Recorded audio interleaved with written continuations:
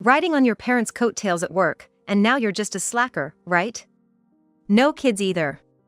Why don't you just let go of my child? How on earth did someone like you manage to get married? What kind of dirty tricks did you use? My mother-in-law and sister-in-law never took a liking to me, always throwing snide remarks my way and slandering me without a shred of truth. It was truly exhausting. My name is Karen Williams, 35 years old. My husband, John, who is turning 37, and I have been married for 7 years. Ever since my father passed away 6 years ago, we moved to a new home and have been living there with my mother, the three of us together. John is kind, and he's been getting along well with my mother, making our home life peaceful and fulfilling. However, my career has had its ups and downs, causing me considerable stress until things settled down. After graduating from college, I worked at my father's company, where he was the CEO. But after seriously considering my aptitudes, I decided it wasn't the right fit for me and switched jobs in the first year of marriage. It was a tough decision at the time, but looking back, I'm glad I made the change. I have 2 brothers, both of whom joined our father's company. Since my mother also worked there, it seemed only natural that I would too, eventually. The company specialized in electrical engineering, which is why I pursued and completed my degree in that field before joining my father's business. Since my whole family worked in the same place, I never doubted that was where my future lay. When I first started, I faced gossip for sure, rumors that I only got the job because of my father. It was expected, but still hurtful. Once my colleagues knew I was the CEO's daughter, there was a palpable distance, and I felt excluded.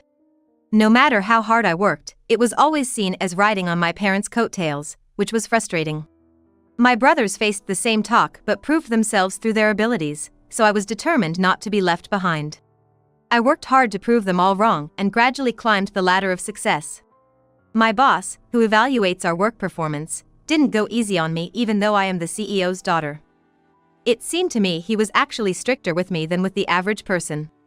This meant that my promotion was purely due to my efforts, and it felt great to be recognized. But even that achievement was tarnished when people said that was because of the favoritism, which really got me down. No matter what I did, it was always seen as riding on my parents' coattails, which was so frustrating. 3 years after joining the company, I met my husband, and as we grew closer, I became particularly disliked by the female staff. He worked for a firm that did business with my father's company and was well liked for his competence and personality. His substantial income also made him quite a catch in the eyes of many women. I had met my husband before we saw each other at work. I used to see him often at the bookstore and the library I frequently visit. Since we bumped into each other so much, we got to the point where we'd occasionally chat, and we were both surprised when we ended up meeting at work. Our shared love of reading quickly led to a relationship, but this sparked jealousy among my coworkers, leading to gossip. During our relationship, I met my husband's family, but my mother-in-law and sister-in-law disliked me. They'd often make snide remarks when my husband and father-in-law weren't around. "You have it easy with a job thanks to your father. It must be nice living without hardships." They believed I coasted through life on my parents' successes, enjoying a high salary because of them. However, my father would never hire someone without the skills, even if it was his own child. He's a family man and kind-hearted, but business is business with him. At work, he was strict and never mixed business with personal matters. My father doesn't play favorites just because I'm his child. If I didn't have the skills, I wouldn't have been hired. Certainly, I respect my father's capabilities as a CEO, and I hate those who belittle his judgment unreasonably. But when I voice this, my mother-in-law just won't have it. My sister-in-law, too, takes jabs at me for supposedly riding on coattails, and she seems to resent the close relationship I have with my husband. How on earth did someone as plain as you get married? What tricks did you pull off? My sister-in-law seems to have an even bigger problem with me because her relationships never last long, and here I am, happily married to my husband. My sister-in-law, who dresses impeccably in what looks like high-end fashion, certainly turns heads. But her sharp personality seems to lead to short-lived romances. I later found out that my sister-in-law went to the same college as my brother, and she had once confessed her feelings to him but was turned down. During a family gathering, they recognized each other, and when I inquired about my sister-in-law with my brother, who seemed to know her, he told me this story. From my point of view as his sister, my brother, whom I could boast about, is earnest and hardworking, and he's also good at showing consideration for others. Plus, he's into fashion, so I guess that's why he was pretty popular with the ladies. Knowing that such a man was my brother, my sister-in-law seemed to take out her frustration from being rejected by him, becoming harsher in her attitude. So, I made it a point to keep my distance when it was just my mother-in-law and sister-in-law. Moreover, when I would go to my in-laws' place and have tea, it tasted off, as if something had been added. It wasn't apparent by looking at it, but it seemed like my mother-in-law was deliberately serving me unpleasant food as a form of harassment. I thought it might be my imagination, but when I saw her smirking maliciously and ridiculing me when I pointed it out, saying I couldn't appreciate the taste, I knew it was intentional. Both of them, always sour or mean when they see me, put on a friendly face in front of others, so I've learned to navigate around them to avoid their snide remarks. With the food served at my in-laws, I'd politely eat as little as possible to avoid being rude. And if you ask whether I lived happily after marrying my husband, I'd say not quite. Even though my relationship with my husband was good, getting married meant facing more gossip at work. The backtalk at work got worse than when we were dating, and with the ongoing harassment and sarcasm from my mother-in-law and sister-in-law, I gradually lost my spirit. I found my work rewarding, but the environment was so toxic, it made me wonder if this was okay, and I found myself contemplating my future more and more. During this time, my father passed away, and my brother became the CEO, which led to me being gossiped about as the CEO's sister. Already shocked by my father's death, my spirit was completely broken. I felt I could no longer work at the company. Yet, I had always imagined I would work at my father's company, and I hadn't thought about what kind of job I might want to do now.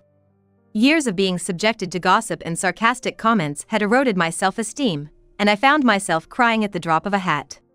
Confused by my unconscious tears and not even understanding what I was sad about, I was truly at a loss. Seeing me like this, my mother and husband were really concerned and took great care of me. Supported by these two, I slowly began to recover and even consulted my mother about the future.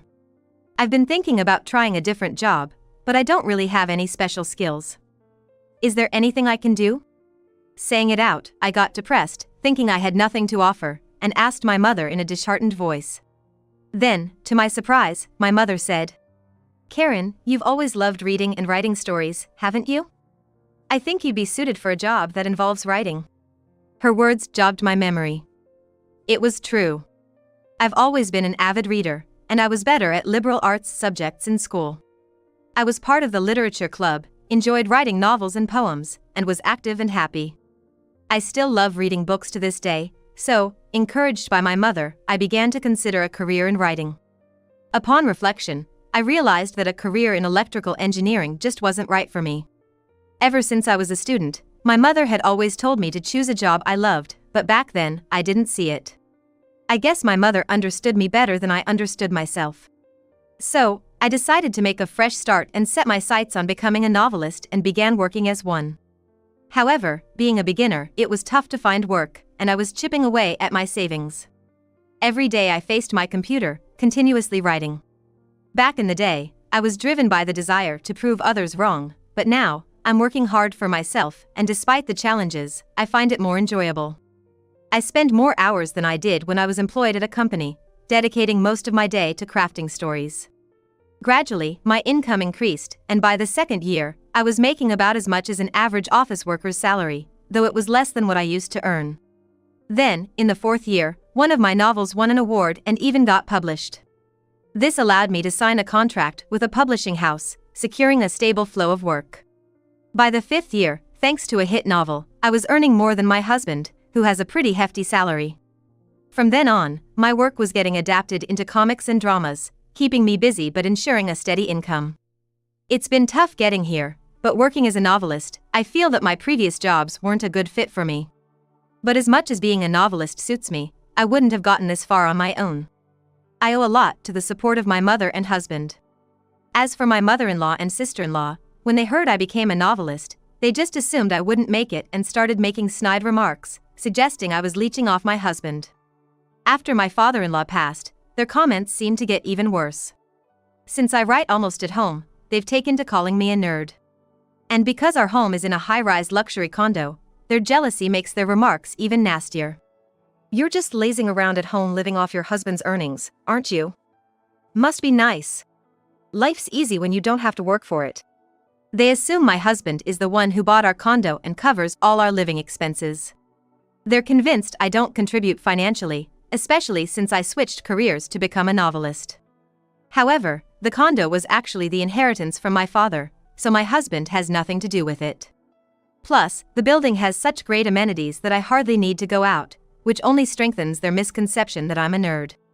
But I split the living costs with my husband, and even though I've explained this, they still believe that my husband is paying for everything.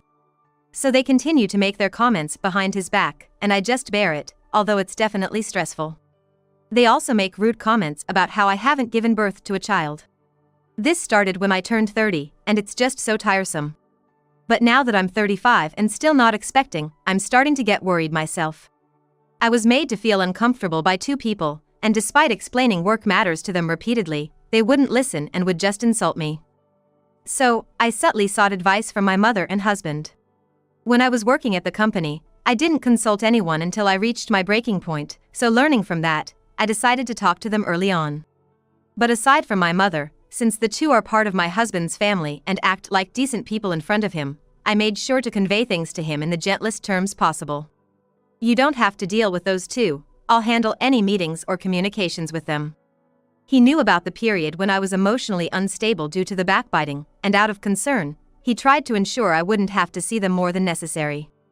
Thanks to him, the occasions of being subjected to their snide remarks lessened, but there were still times when their malice got to me and brought me down. However, the thought that I have allies in my mother and husband quickly helps me bounce back. As for not being able to have children, my mother, who had me at an older age, assured me there was no need to rush. It's just not the right time yet. I had you later in my life, so there's no reason to worry. Do you think so? Alright, I won't stress about it too much, and I just wait patiently. Talking with my mother, considering my current workload and the negativity from those two, I thought I couldn't afford to have children now. So, even though I felt rushed, I decided not to worry about it as much as possible. I still got snide remarks from the two of them, but my mental state was more stable than when I was working at the company. The house my father left us was well designed and well located, so I lived peacefully with my mother and husband and felt happy. Plus, with the gym equipment and workspace in the shared facilities, I could exercise and take breaks during work, which helped me get by smoothly. However, one day, my mother, who had been working energetically, suddenly collapsed and passed away from a stroke. She had gone to work as usual that day, and I had sent her off with a smile. She had no chronic illnesses, and I thought she would live much longer, so I was stunned when I found out. By the time I got to the hospital, my mother had already passed away. I stared at her, who looked as if just fallen asleep, with disbelief. It didn't seem real, but as I arranged for her funeral, my feelings finally settled down, and I quietly cried. I can't believe she's gone so suddenly. She was fine just this morning. My husband, knowing how lively my mother was in the morning, cried with disbelief. He had a close and long relationship with her, so he was mourning as well. While we were sad, we prepared for the wake and funeral, and we manned the reception. Seeing acquaintances come by and mourn, I realized how loved my mother was and felt consoled. My mother-in-law and sister-in-law came, and perhaps because they were with my husband, they acted somberly. But when my husband was busy with other people, they whispered to me, "With your mother gone, it's going to be tough from here on out. And since we're family, we don't need condolence money, right? Don't worry, I won't give a dime to someone who's just a gold digger." I was appalled by their insensitivity at such a time. They were stingy about the condolence money and even mocked me, saying I had been too dependent on my mother for my age. I was still in a state of shock and numbness after my mother's sudden passing, but I couldn't help but feel angry at the insensitivity of those two. Before I could respond, my husband came over, and the two of them quickly pretended to be sad and left. I was astonished at their audacity, but I decided to focus on mourning my mother rather than dwelling on their rudeness. Even after the funeral was over and I was back home, I was still overwhelmed with grief and felt listless. I sat down on the couch, still in a daze. During the funeral preparations and the service itself, I was kept busy enough to somewhat distract from the sorrow, but once home, the memories of my mother came flooding back. Thinking of how vibrant she had been made me even more sorrowful, and the sense of loss was overwhelming. My eyes and nose were sore from all the crying, but being back home made me realize just how recently she was still alive, and despite thinking I had cried all my tears at the funeral, I found myself tearing up again. I was deep in my grief, but a rational part of my mind knew that I couldn't afford to stay this way. I had a lot of manuscripts to write by a deadline. With the funeral and everything, I had already made arrangements with the publishing house, and I knew I couldn't take advantage of their understanding any longer. My mother supported my career, so in her honor, I tried to calm my grief and resolved to get back to normal starting tomorrow. While I was doing this, I got a call from the front desk saying there was someone at the door claiming to know me. My husband inquired further and found out it was my mother-in-law and sister-in-law. I wondered what they could want since we had just seen each other at the funeral. I didn't feel like seeing them, but in hopes of a distraction from my sadness, I washed my face and decided to go down with my husband. As we descended to the first floor entrance, puzzled by their visit, we were greeted before we could even speak. They said with a smile, "We're gonna be living in your house from today, so show us around, please. And since this is our home now, you, a stranger, need to leave right away." We were stunned by their words, unable to comprehend. As we stood there agape, they demanded we hurry up and show them around the house. I didn't understand what was happening, but to get to the bottom of things, my husband suggested we head to a nearby store to talk it out. He was worried about showing them around the house right away. "Rather than that, hurry up and show us around the house. It's ours from today on." "Yes, hurry up." They both complained, apparently unsatisfied with the idea of discussing the matter anywhere but the house. The commotion began to attract the attention of other residents at the entrance, who started to wonder what was going on. "Let's not cause a scene. First, please explain why you suddenly decided to live here." My husband explained that we couldn't just give them the house because my mother's estate hadn't been settled yet, and somehow my husband managed to persuade them to go to a nearby diner. After ordering drinks, we listened to their story, and the sheer absurdity of it all made my previous sorrow vanish in an instant. "That house belongs to John, doesn't it? Your mother was paying for it, but now that she's gone. Rather than supporting a nerd, we might as well live there together. You should divorce that nerd you're supporting and come live with us." They seemed pretty smug about it, claiming it was a good idea. They were under the impression that the high-rise condo belonged to my husband, and since my mother passed away they demanded that we live together. "Huh? What are you talking about?" My husband was bewildered by their absurd claims, which they made as if they were the most natural thing in the world. It seemed he was getting angry, especially with the insults hurled at me, but he calmly started to clear up their misunderstanding. "First off, that condo is Karen's, inherited from her father, not mine. And Karen's not unemployed, she has a job." I explained that I was the owner of the condo, which was part of my father's legacy, and that I was working as a best-selling novelist. However, they wouldn't accept it. "A novelist? That's hardly a stable income. There's no need to defend her just because she's your wife, right? Defending her like that, are you brainwashed or something? You'd better divorce her quickly." I even mentioned my works that were already popular in the media, but they laughed it off, calling it a lie. "What kind of upbringing allows someone to speak like that? Didn't your mother teach you anything? You'd be better off not telling such lies." Being ridiculed about my mother and the work I've poured my heart into, I was truly getting steamed. I'd been patient until now, but decided it was high time to speak up. Just as I was about to open my mouth, my husband, who'd been irritably explaining to the two unlistening people, lost his cool before I did and burst out in anger. "Enough already! Stop talking nonsense! Don't you ever mock Karen!" The two were taken aback by my husband's rare show of fury. "We've explained it time and again. How many times do I need to say it for you to get it? Karen isn't half-heartedly pursuing her writing career." With my husband's outburst, it seemed they finally began to realize that everything we had been explaining was the truth, and confusion set in. "Okay, I get it, we're sorry. Let's live together, then. I've already told my friends I'm moving into the high-rise condo. It's going to be embarrassing if I don't. So let us move in." Still, without sincere regret or sorry, their attitude about wanting to live with us didn't change. My husband, growing even angrier, declared, "There's no way we're living with you two. Just go back home." He seemed more disappointed than I was that his own family would suggest such a thing, his rejection of them even stronger. Panicked by his words, they began pleading with my husband to let them stay. "We're in a bind here. We've already sold our family home and have nowhere to live. What? What do you mean? It turned out they had sold their house without telling us, assuming they could move into ours. They were already arranging to move and hadn't even looked for another place, starting to make wild claims out of desperation. So, it's okay for you if your family left high and dry? Just let us stay with you. I quit my job thinking I was going to live in the condo. Their faces turned pale as they desperately implored my husband to let them stay in our house. My sister-in-law quit her job, it seems, and after constantly mocking me for being a nerd, it's pretty clear she was fully intent on leeching off my husband herself. And it's just plain rude, family or not, to show up unannounced like that. From the barrage of complaints to my husband, it was obvious they'd pegged me as the villain, imagining themselves as the heroes and saving my husband from me.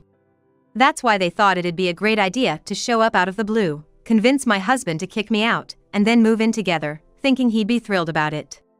We'll take care of everything at home, so it's all good, right? We'd like to get a little something for doing the chores, if that's okay. They claim they'll do the housework, but also have the nerve to ask for an allowance. I was utterly taken aback by their shameless attitude. I was angry at them, sure, but more than that, I began to think getting mad at them was just a waste of energy. My husband started getting even angrier with their audacious behavior. If you're gonna sell the family home, why wouldn't you say a word to me about it? It's your doing, so if there's no house, that's not my problem. He flat out refused, and when they realized they couldn't persuade him, they had the gall to ask me to do it. Hey, Karen. Could you please talk John into letting us stay? We won't tell you to leave, and it's fine if you live with us. If things stay as they are, we're out of options. Please convince him. After all the ridicule toward me, what arrogance they had. It's my house in my name, yet they act so high and mighty. I've always detested the idea, but if I ever lived with them, I'd surely be tormented. Before I could sarcastically refuse, my husband burst out again, exploding with anger.